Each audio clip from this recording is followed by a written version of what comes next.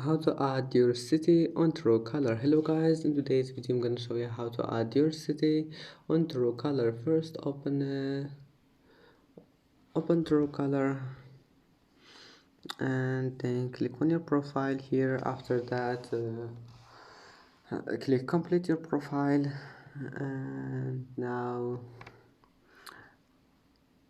scroll down and click city, and that's it. Now just type here your city and then just go back, it will be saved. And that's it. I hope that can help you.